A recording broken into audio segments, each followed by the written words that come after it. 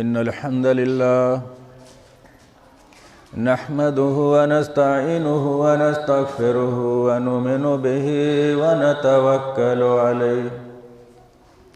ونعوذ بالله من شرور أنفسنا ومن سيئات أعمالنا ومن يهده الله فلا مضل له ومن يضلل فلا هادي له وأشهد أن لا إله إلا الله وحده لا شريك له وأشهد أن محمدًا عبده ورسوله أما بعد فإن خير الحديث كتاب الله وخير الهدي هدي محمد صلى الله عليه وسلم وشر الأمور محدثاتها وكل محدثة بدعة وكل بدعة ضلالة وكل ضلالة في النار فأعوذ بالله من الشيطان الرجيم بسم الله الرحمن الرحيم يا أيها الذين آمنوا اتقوا الله حق تقاته ولا تموتن إلا وأنتم مسلمون يا أيها الناس اتقوا ربكم الذي خلقكم من نفس واحدة وخلق منها زوجها وبث منهما رجالا كثيرا ونساء واتقوا الله الذي تساءلون به والأرحام إن الله كان عليكم رقيبا يا أيها الذين آمنوا اتقوا الله وقولوا قولا سديدا يصلح لكم أعمالكم ويغفر لكم ذنوبكم ومن يطع الله ورسوله فقد فاز فوزا عظيما قال الله تبارك وتعالى في كلامه المجيد والفرقان الحميد سبحان الذي أسرى بعبده ليلا من المسجد الحرام إلى المسجد الأقصى الذي باركنا حوله لنريه من آياتنا إنه هو السميع البصير سبحانك لا علم لنا إلا ما علمتنا إنك أنت العليم الحكيم رب اشرح لي صدري ويسر لي أمري واحلل عقدة من لساني يفقهوا قولي رب زدني علما اللهم رب زدني علما محترم حاضرین جمعہ، سب سے پہلے تعریف و توصیف، کبریائی اور بڑائی، افضلیت اور بزرگی اس اللہ رب العزت کے لیے لائق و زیبا اور سزاوار ہے جو اس کائنات کا خالق و مالک، رازق اور پالنہار ہے۔ بعدہ بے شمار درود و سلام ہو اس ہستی اقدس و مقدس پر جن کا نام نامی اسم گرامی حضرت محمد مصطفیٰ صلی اللہ علیہ وسلم ہے، جن کی بعثت ہم انسانوں پر اللہ رب العالمین کی سب سے بڑی نعمت اور سب سے بڑا اپہار ہے، اور جن کی زبان ترجمان وحی سے نکلا ہوا ایک ایک لفظ بلکہ ایک ایک حرف ہم انسانوں کے لیے تاریکی میں ایک روشن مینار ہے، اور جن کی رحمت للعالمین کا شاہد طائف کا بازار ہے۔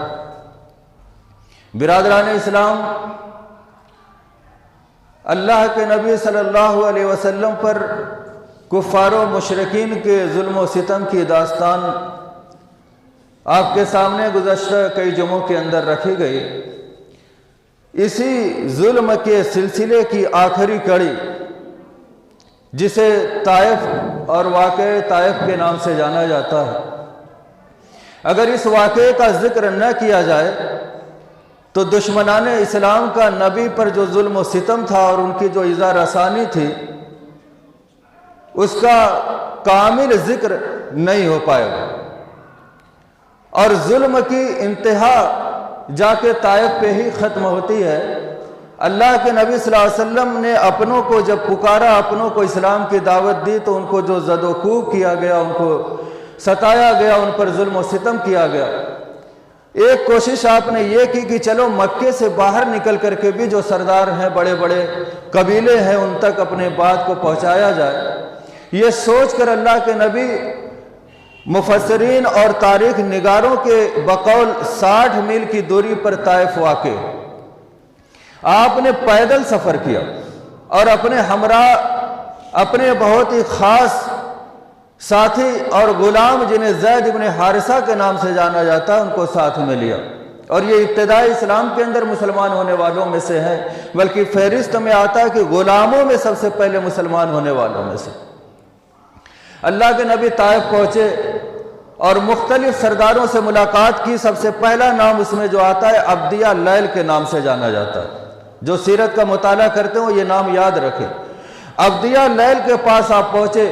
اور ان پر اسلام کو پیش کیا۔ اس نے بڑی بدتمیزی کا مظاہرہ کیا اور یہ کہا کہ کیا مکہ کی وادی میں آپ کے سوا اللہ کو کوئی دوسرا نہیں ملا کہ اس پر نبوت نازل کرتا اور اس کو نبوت سے سرفراز کرتا؟ اللہ کے نبی وہاں سے اٹھے، اس کے دوسرے بھائی کے پاس پہنچے، وہ بھی سردار تھا، اس سے بھی بات کی۔ اس نے بھی کہا کہ میں کعبے کا غلاف پھاڑ دوں، یہ تو گوارا ہے، مگر یہ گوارا نہیں کہ میں تمہاری بات میں آؤں۔ اللہ کے نبی مایوس ہوئے، تیسرے سردار کے پاس پہنچے، اس نے بھی کہا کہ مجھے تمہاری بات سمجھ میں نہیں آتی، مجھے تو تم کوئی بناوٹی بات لے کر آنے والوں میں لگتے ہو۔ اللہ کے نبی مایوس ہو گئے اور سرداروں کے پاس پہنچے، مگر طائف کے بڑے بڑے سرداروں میں سے کسی نے بھی اللہ کے نبی کی بات کو سننا گوارا نہ کیا۔ آخر کار اللہ کے نبی مایوسی کی حالت میں وہاں پر تھے، اتنے میں ان سرداروں میں سے ایک سردار نے کچھ اوباش اور بدتمیز قسم کے بچوں کو جمع کیا اور نبی کے پیچھے لگا دیا۔ وہ نبی کے صلی اللہ علیہ وسلم کے پیچھے ایک گروہ کی شکل میں لگ گئے، اور نبی جتنا آگے بڑھتے جاتے تھے اس مجمع میں اضافہ ہوتا جاتا تھا۔ ہر محلے سے لڑکے اس میں شریک ہونے لگے، یہاں تک کہ وہ سیٹیاں بجانے لگے، تالیاں بجانے لگے، نبی کو برا بھلا کہنے لگے، تان و تشنیع دینے لگے، اور اسی بیچ میں پتھر بھی اٹھا اٹھا کر کے نبی کو مارنے لگے، صرف اس لیے کہ وہ اسلام کی دعوت دینے کے لیے گئے تھے۔ انبیاء کرام پر آزمائش کا ایک لمبا سلسلہ ہوتا ہے۔ نبی کو شیب ابی طالب میں محصور کیا گیا، آپ کا بائیکاٹ کیا گیا اور مختلف قسم کی سزائیں دی گئیں، مگر آج یہ جو ظلم تھا یہ نبی پر انتہا تھی۔ اللہ کے نبی پیچھے مڑ کر کے دیکھتے تھے، ان کو سمجھاتے تھے، مگر انہوں نے تو ایک کھیل تماشا بنا لیا۔ اللہ کے نبی پر پتھروں کی بارش ہونے لگی، خون بہہ کر ایڑیوں میں جمنے لگا۔ زید ابن حارثہ کا بیان ہے، میں کبھی نبی کے آگے کھڑا ہو جاتا تھا، پتھر میرے اوپر لگ جائے، کبھی نبی کے دائیں کھڑا ہو جاتا تھا، کبھی نبی کے بائیں کھڑا ہو جاتا تھا، ہر سمت سے میں ڈھال بننے کی کوشش کر رہا تھا، مگر اتنے زیادہ پتھر پھینکنے والے تھے کہ مجھے تو چوٹ لگی، مگر اللہ کے نبی کو بھی زخم آئے اور خون سر کا، کبھی کندھے کا، کبھی جسم کے کسی حصے کا بہ بہ کر کے نبی کے جوتے میں جا کر کے جمنے لگا۔ آخر اللہ کے نبی 3 میل کی مسافت پر عتبہ اور شیبہ 2 سگے بھائی تھے جن کے والد کا نام ربیعہ تھا، ان دونوں کا ایک باغ تھا جو احاطہ کیا ہوا تھا، دیوار گھیری ہوئی تھی جس میں دروازہ بھی لگا ہوا تھا۔ اللہ کے نبی نے اسی باغ میں پناہ لے لی۔ اللہ کے نبی صلی اللہ علیہ وسلم کی کیا شخصیت تھی اور اللہ کی نظر میں آپ کو کیا مرتبہ حاصل تھا۔ آپ ایک بد دعا کر دیتے تو ان کا انجام نہ جانے کیا ہوتا، مگر میں نے اپنے تقریروں کی ابتدا میں اور بارہا یہ میں نے ذکر کیا کہ آپ رحمت للعالمین بنا کر کے بھیجے گئے۔ اور ابھی تمہید میں نے کہا کہ رحمت للعالمین کا شاہد طائف کا بازار ہے۔ آپ کی رحمت کے سلسلے کو آپ دیکھیں گے تو طائف کے بازار میں جو آپ پر ظلم کیا گیا، وہاں پر جو آپ نے سنجیدگی کا مظاہرہ کیا، وہ آپ کی رحمت للعالمین کے معیار کو قائم کرنے کے اندر آخری کیل نصب کرنے کے مترادف ہوئی۔ اللہ کے نبی نے اس میں پناہ لیا۔ ایک انگور کا درخت تھا، اس درخت کیا انگور کی بیل ہوتی ہے، اس میں ٹیک لگا کر کے بیٹھ گئے۔ اللہ کے نبی نے آنکھیں بند کی ہوئی تھی، سوچ میں مبتلا تھے، مجھ جیسا بہتر آدمی، میرے جیسی حسین بات کرنے والا، میری جیسی میٹھی باتیں کرنے والا، جنت کا راستہ بتانے والا، اگر وہ پتھروں سے مارا جائے، وہ گالیوں سے نوازا جائے، وہ تان و تشنی سے نوازا جائے، تو دنیا میں کون مستحق ہے جس سے لوگ محبت کریں، جس پر لوگ محبت کو نچھاور کریں؟ یہ سوچ میں آپ غرق تھے۔ اتنے میں وہاں پہ عتبہ اور ربیہ جو دور پہ بیٹھے تھے، عتبہ اور شیبہ، انہوں نے اپنے ایک غلام سے کہا کہ انگور کا ایک خوشہ لے کر کے جاؤ اور اس اجنبی شخص کو دے دو۔ ان لوگوں نے دور سے آپ کو زخموں میں چور دیکھا، مگر خود اٹھ کر کے نہیں آئے کہ آ کر کے مزاج پرسی کریں، پوچھیں یہ آخر معاملہ کیا۔ اپنے غلام کو بھیجا۔ غلام کا نام تھا عداس، عین دال الف اور سین۔ بعض خطبہ کے ذریعے سے یوٹیوب پہ میں نے سنا تو عداس بھی پڑھتے، دال کو مشدد کر دیتے۔ بہرحال دونوں طریقے سے لکھا ہوا ہے اور دونوں طریقے سے لوگ پڑھتے ہیں۔ جو میں راجح سمجھتا ہوں وہ بغیر تشدید کے عداس نام ہے، اور علامہ صفی رحمان صاحب الرحیق المختوم میں بغیر مشدد دال کے عداس ہی لکھا ہے۔ اور عبدالعظیم مدنی حفظ اللہ جو ادھر بنگلور سائیڈ کے ایک بڑے اس وقت کے جماعت اہل حدیث کے بڑے عالم میں شمار ہوتا ہے اور ان کا بڑا کارنامہ ہے، ان کی کلپ میں نے سنی تو انہوں نے عداس پڑھا۔ بہرحال یہ لفظوں کا ہیر پھیر ہے، عداس یا عداس دونوں میں سے ایک تلفظ ہے۔ وہ لے کر کے کھوسا نبی کے پاس آئے، آپ پر اس انگور کے کھوسے کو پیش کیا، اللہ کے نبی نے وہ قبول کیا، انگور کا گچھا جسے ہماری زبان میں کہتے ہیں اپنے ہاتھ میں لیا، اور آپ صلی اللہ علیہ وسلم نے بسم اللہ الرحمن الرحیم پڑھ کر کے اس انگور کو کھانا شروع۔ عداس کا بیان ہے کہ میں نے فوراً سوال کیا یہ آپ نے کیا پڑھا؟ اس سے معلوم یہ ہوتا ہے کہ اس وقت بسم اللہ کر کے کھانے کا ابھی رواج لوگوں کو معلوم نہیں تھا، کیونکہ ابتدائی اسلام تھا، صحابہ ہی ابھی پڑھا کرتے تھے، ابھی کفار و مشرکین کو یہ تعلیم نہیں ہوئی تھی۔ انہوں نے سوال کیا کہ آپ نے یہ کیا پڑھا؟ کہا میں نے بسم اللہ الرحمن الرحیم پڑھا ہے، اور ہر کھانے سے پہلے یہ بسم اللہ پڑھنا ضروری ہے۔ انہوں نے کہا کہ یہاں کے لوگ اور اس سے پہلے کے لوگوں کو اور اپنے علاقے کے لوگوں کو میں نے آج تک یہ نہیں سنا کہ کوئی بسم اللہ پڑھتا ہے۔ پھر پوچھا اللہ کے نبی نے تم کون ہو، کہاں کے رہنے والے ہو؟ عداس نے کہا میں ان دونوں کا غلام ہوں جس کے باغ میں آپ اس وقت تشریف فرما ہے اور آپ نے پناہ لی ہے، اور میں نینوا کا رہنے والا ہوں، جگہ کا نام ہے نینوا کا رہنے والا۔ اللہ کے نبی نے کہا وہ سرزمین نینوا جہاں پر میرا بھائی یونس ابن متہ تھا، یعنی نبی یونس علیہ السلام نینوا میں مبعوث کیے گئے تھے۔ جب یہ بات سنی عداس نے، اور گزشتہ جمعوں کے اندر اکثر و بیشتر یہ بات آپ کے سامنے میں نے ذکر کی ہے کہ کفار و مشرکین میں ایسے سلیم الطبع لوگ بھی تھے جو پچھلی کتابوں کو پڑھتے تھے اور اچھی تعلیم سے وہ آراستہ تھے، اور اللہ کے نبی کی آمد کے منتظر بھی تھے، ان کو پچھلی کتابوں کی کافی معلومات تھی۔ جب عداس نے سنا کہ نینوا کا رہنے والے تھے تو وہ یہ بات ضرور جانتے ہوں گے کہ یونس علیہ السلام ایک نبی گزرے ہیں جو اسی سرزمین پہ گزرے۔ ان کو بڑا تعجب ہوا اور انہوں نے فوراً نبی کا دست مبارک اپنے ہاتھ میں لیا اور اس کو چوم لیا، اور نبی کا کلمہ پڑھ کر کے مسلمان ہو گئے، اور اٹھ کر کے وہاں پر عتبہ اور شیبہ کے پاس پہنچے۔ ان دونوں نے کہا کہ تم بھی اس کی باتوں میں آ گئے، تم نے بھی اس کی بات مان لی۔ عداس نے کہا انہوں نے جو بات کہی ہے وہ کسی نبی کے علاوہ کوئی نہیں کہہ سکتا۔ چنانچہ وہ مسلمان ہو گئے۔ اللہ کے نبی پھر وہاں سے نکلے اور مکہ کی سمت چلنے لگے، زخموں سے چور۔ کچھ دور پہنچے اور وہاں پر آپ نے پڑاؤ کیا۔ کچھ لوگوں نے لکھا کہ وادی نخلا اس جگہ کا نام۔ نخلا یہ کوئی جگہ کا تو نام نہیں، نخلا کھجور کے درخت ہوتے ہیں، جہاں پہ کھجور کے بہت زیادہ پیڑ ہوں اس کو وادی نخلا کہہ دیا جاتا ہے۔ اللہ کے نبی نے سایہ دیکھا ہوگا، وہاں پہ رکے۔ رات کا وقت ہو گیا اور حضرت جبریل نازل ہوئے، آپ سے سلام کیا اور کہا کہ اللہ کے نبی، آپ کو جو ظلم و ستم روا رکھا گیا آپ پر اور تان و تسنی کی بوچھار کی گئی، پتھروں سے مار مار کے آپ کو لہو لہان کر دیا گیا، مگر آپ نے اپنی زبان سے ان کو کچھ نہیں کہا، مگر پروردگار عالم نے یہ منظر دیکھا، اللہ کے غضب کو جوش آیا اور انہوں نے یہ پہاڑوں کے فرشتوں کو بھیجا۔ آپ ان کو حکم دیں تو یہ ان اوباشوں اور بدتمیزوں کو اور طائف کے رہنے والے ان سارے لوگوں کو جنہوں نے آپ پر ظلم کیا اور آپ کی بات ماننے سے انکار کیا ہے، ان کو آپ اشارہ کر دو، یہ دو پہاڑوں کے بیچ میں رکھ کر کے ان کا سرما بنا دو۔ اللہ کے نبی صلی اللہ علیہ وسلم نے پھر آواز بھی سنی، ان دونوں فرشتوں نے السلام علیکم کہا، اللہ کے نبی نے جواب دیا، وہ فرشتے بظاہر اللہ کے نبی کے سامنے نہیں آئے،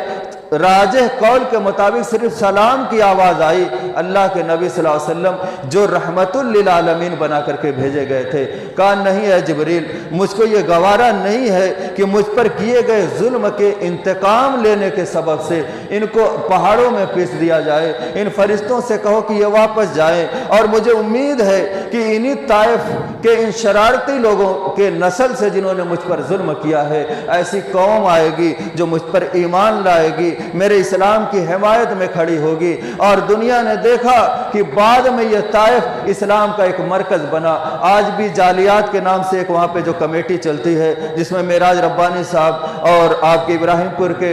ظفر عدیل صاحب، اس طریقے کے جو علماء جو جالیات میں رہتے ہیں، آپ نے نام سنا ہوگا، جالیات ایک کمیٹی کا نام۔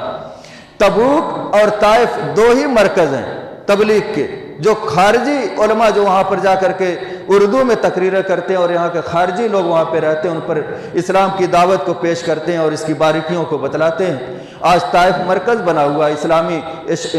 تعلیم کی اشاعت کا۔ یہ اللہ کے نبی کی اسی مشفقانہ اور رحم دلی کا مظاہرہ کا اثر تھا کہ آپ نے بد دعا نہیں کی، نہ فرشتوں کو اجازت دی کہ تم ان کو پہاڑوں کے درمیان میں پیسو، بلکہ کہا کہ نہیں، انہیں جانے دو، انہیں معاف کر دو، اور اللہ سے بھی دعا کہ اللہم اہد قومی فإنہم لا یعلمون، اے اللہ میری اس قوم کو ہدایت دے، ان کو معلوم نہیں ہے کہ نبی کا رتبہ کیا ہوتا ہے، نبی کا مرتبہ کیا ہوتا ہے، نبی کی شان کیا ہوتی ہے، انہیں معلوم نہیں ہے، اس لیے ان کو معاف کر دے، ان کو ہدایت دے۔ اس طریقے سے اللہ کے نبی صلی اللہ علیہ وسلم نے وہاں پر جو ظلم و ستم سہا، ایک تو ان کو معاف کر دیا، مگر اللہ کے نبی کے اس زخم پر مرہم رکھنے کے لیے ایک تو یہ سبب بنا کہ عداس نامی ایک شخص مسلمان ہوئے۔ ادھر طائف والوں نے تو آپ کو مایوس کیا اور آپ کے دل پہ بڑا گراں گزرا کہ میں اتنی دور کا سفر کر کے پیدل آیا ہوں، ایک امید لے کر کے آیا تھا کہ یہ بڑے بڑے سردار مسلمان ہو گئے تو ان کے پیچھے رہنے والے اپنے آپ مسلمان ہو جائیں گے، میری محنت رنگ لائے گی، مگر مایوسی کا شکار ایک شخص مسلمان ہوا، آپ کے زخم پہ مرہم ہوا، اس کے بعد فرشتوں کا نازل ہونا آپ کی تسلی کا سبب بنا، اس کے بعد اسی وادی نخلا میں رات کے وقت آپ زید بن حارثہ کو لے کر کے قیام اللیل میں مصروف تھے، بآواز بلند قرات کر رہے تھے اور قرآن کی تلاوت کر رہے تھے کہ جنوں کی ایک قوم اور جنوں کا ایک گروہ ادھر سے گزرا۔ اس سے پہلے نہ نبی جنوں سے آشنا تھے، نہ جنات کی اس طریقے کی اندرونی کسی کیفیت سے صحابہ کرام کو آگاہ کیا گیا تھا۔ یہ پہلا موقع تھا، جنوں کی ایک جماعت ادھر سے گزری، جو اس وقت ابھی اللہ کے نبی کو معلوم نہیں ہوا کہ ابھی یہاں پہ جن موجود ہے۔ یہ بعد میں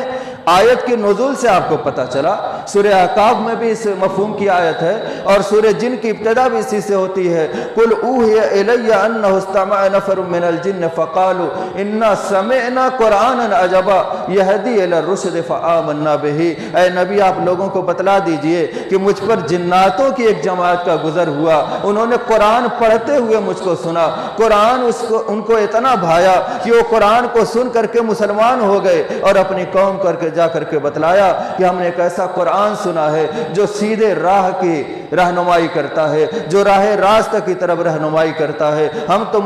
اور یہاں پر یہ بات ختم ہو گئی، لیکن سورہ احقاف میں یہ ذکر ملتا ہے، انہوں نے کہا کہ ہم تو مومن اور مسلمان ہو گئے، تم بھی اس نبی کی دعوت کو قبول کرو۔ تو یہ پہلا مرحلہ تھا، ایک ایسی قوم جو نظر نہیں آتی ہے، جنہیں جنات کے نام سے تعبیر کیا جاتا ہے، وہ بھی نبی صلی اللہ علیہ وسلم کے اوپر اسلام لائے اور آپ نے ایک انجانی قوم سے آپ کو آشنائی ہوئی، اس میں بھی آپ کو تسلی ہوئی۔ اب آپ وہاں سے آگے بڑھے، مکے کے قریب پہنچے۔ ادھر کافروں کو پتہ چل چکا تھا کہ آپ طائف گئے ہیں اور وہاں اسلام کو پھیلائیں گے، لوگ آپ کے ساتھ ہو جائیں گے۔ یہ لوگ بڑے غصے میں پہلے سے جمع تھے، اگر نبی آئیں گے تو ان پہ پھر ظلم و ستم کیا جائے گا۔ آپ صلی اللہ علیہ وسلم کو خبر ملی، آپ مکے سے کچھ دور رک کر کے اپنے ایک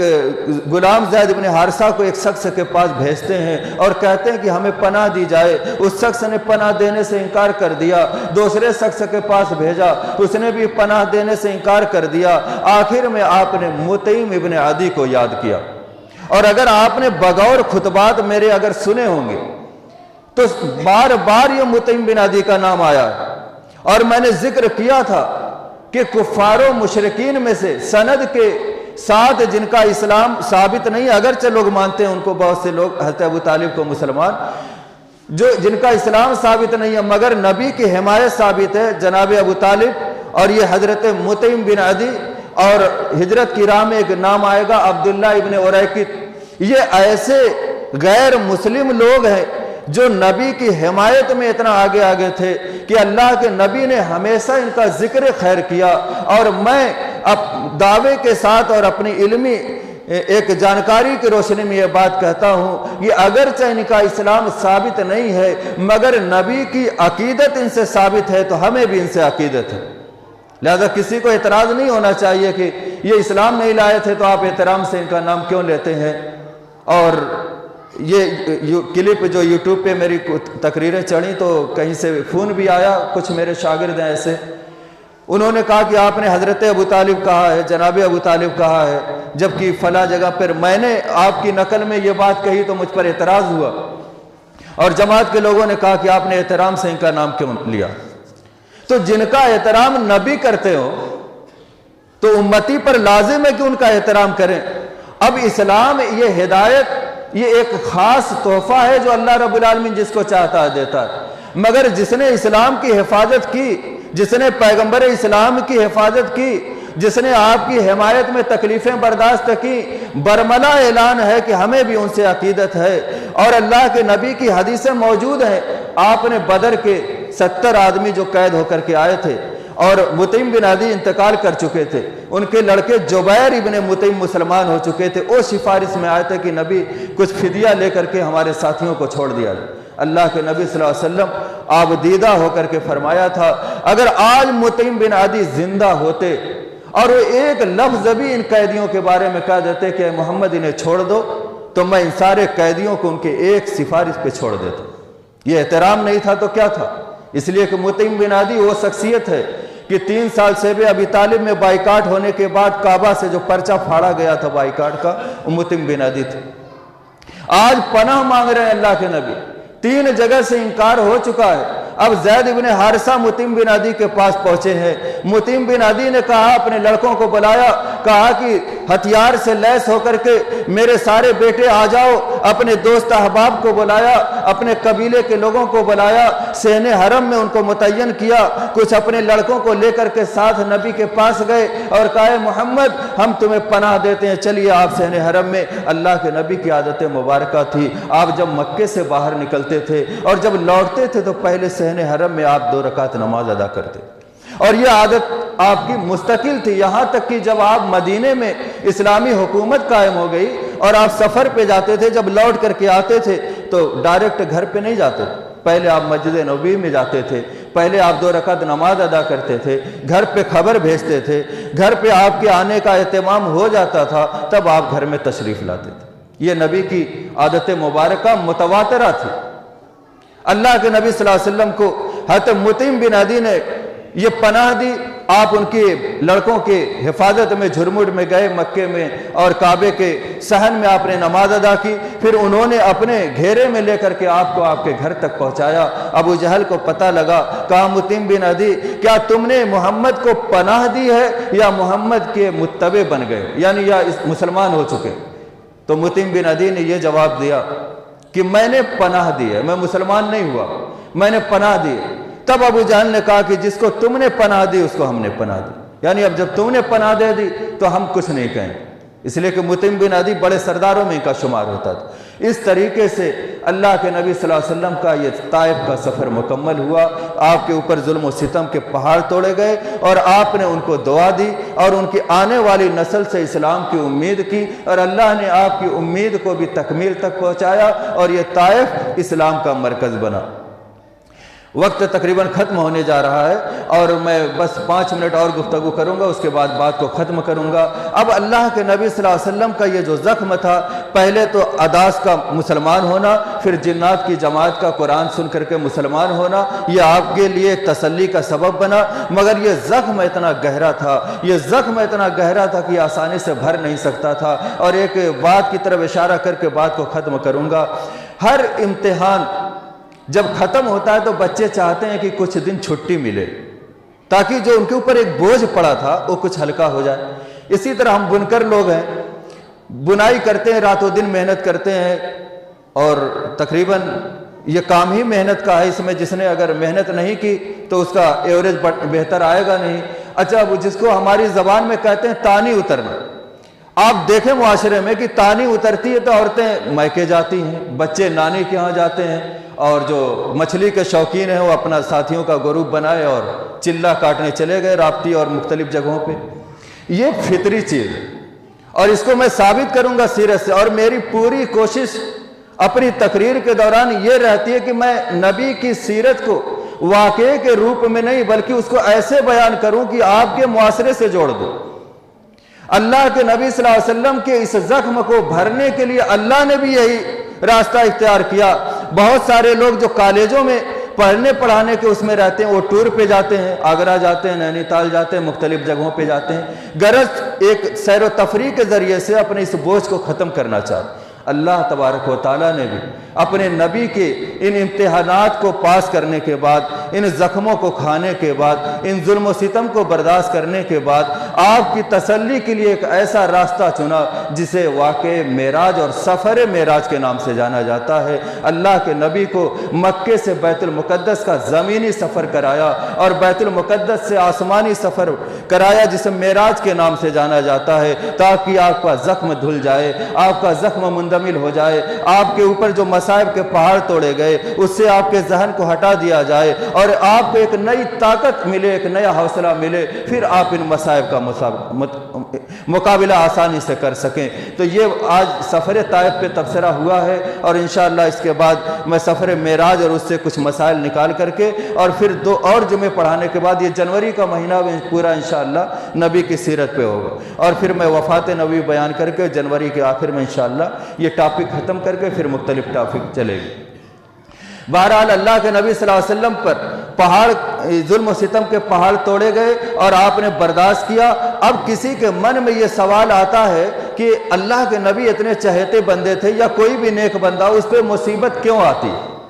ایک سوال کا جواب دے کر کے بات کو ختم کروں۔ جنت میں کچھ ایسے درجے بھی ہیں جو نہ نماز سے آپ کو ملیں گے، نہ روزے سے ملیں گے، نہ حج سے ملیں گے، نہ زکوٰۃ سے ملیں گے، نہ حسن اخلاق سے ملیں گے۔ وہ درجے صرف اور صرف مصیبت پر صبر کرنے سے ملے،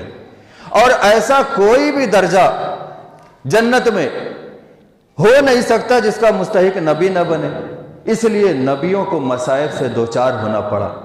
اس لیے نبیوں کو مصائب سے دوچار ہونا پڑا کہ وہ صبر کریں اور اس صبر کے ذریعے سے اس جنت کے اس مقام کے مستحق بن سکیں۔ یہ ہے جواب ان لوگوں کا جن کے من میں یہ کھٹکتا ہو کہ یہ جب اتنے اچھے تھے، اتنے نبی کے چہیتے تھے اور اتنے اللہ کے چہیتے تھے، سارے نبیوں کے سردار تھے، مستجاب الدعوات تھے، ان کے ایک اشارے پہ فرشتے آ جاتے تھے کہ بتائیں تو ہم ان کو چکنا چور کر دیں، آخر ان کو مصیبت سہنے کی ضرورت کیوں پڑی؟ تو اس کا جواب یہ ہے کہ صبر سے جو درجات ملتے ہیں وہ دوسری چیزوں سے نہیں ملتے۔ لہذا صبر کب کیا جاتا ہے؟ جب پریشانی آتی ہے۔ اس لیے ایسے امتحانات سے نبیوں کو دوچار کرنا پڑا۔ لہذا مسلمانوں، ہم جس شریعت کو مانتے ہیں اس کے راستے میں ہر آن ہر لمحہ صبر کی ضرورت پڑے گی۔ لہذا ہمیں اور آپ کو اپنے نبی کی محبت کے ساتھ ساتھ آپ کے ان حالات کو بھی اپنے لیے نمونہ بنا کر کے اسلام کی راہ میں جو پریشانی آئے اس پر ثابت قدم رہ کر اس پر صبر کرنے کی اپنے کو اپنے کو مائل کریں اور اپنے اندر یہ قوت پیدا کریں کہ ہم صبر کریں۔ اللہ سے دعا کے بارے اللہ ہم تمام مسلمانوں کو اسلام پر مضبوطی سے جمے رہنے کی توفیق عطا فرما، اور اسلام کے احکام پر عمل کرنے کی راہ میں اے اللہ جو پریشانی جو رکاوٹ آئے اس پر ہمیں ثابت قدم رہنے کے ساتھ ساتھ صبر کی توفیق عطا فرما۔ آمین وآخر دعوانا ان الحمد للہ رب العالمین۔